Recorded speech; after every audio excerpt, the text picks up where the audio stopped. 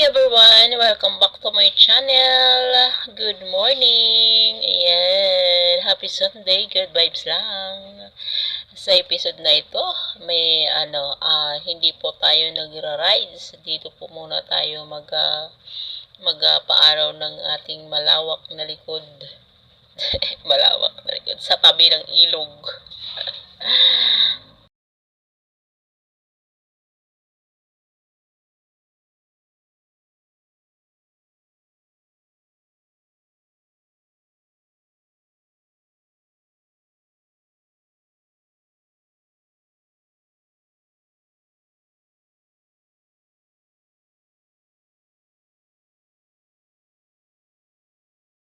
At syempre mga kabosing, I would like to introduce my everyday routine, ang ating delight probiotic the walk. Ayan. Sus! Siya po ang kasama natin araw-araw mga kabosing pag meron tayong pambili. Yeah. Sorry ka na lang kung wala akong pambili. Maganda po siya sa katawan talaga mga kabosing. Para siyang parang ginigising niya yung ko, yung tulog kong mga kaugat-ugatan. Sigkatawa. Ayan, talagang good vibes lang talaga no? Sa tabi ng ilog. Ilog. Parang ilog yan. Ayan, siya talaga ang may kamahalan din kasi siya mga kabusing pag wala kang pambili. Ayan, sorry, sira ang iyong ano, ah, anong tawag dito? The walk, diba? Ayan. Masarap siya mga kabusing. Dati kasi Yakult yung ginagamit, iniinom ko noon Yakult. Kaya lang yung ngayon yung Yakult maasim na siya. Hindi na siya yung dating lasa ng Yakult. Dati talaga pagka ayun ang hindi kasi ako pwede sa kape. Yan. Kaya sa umaga dati, yun ang iniinom ko, Yakult. Para, okay ka ba dyan? Okay ka pa dyan? Ngayon naman ito naman, pag mayroon akong pambili, ayan.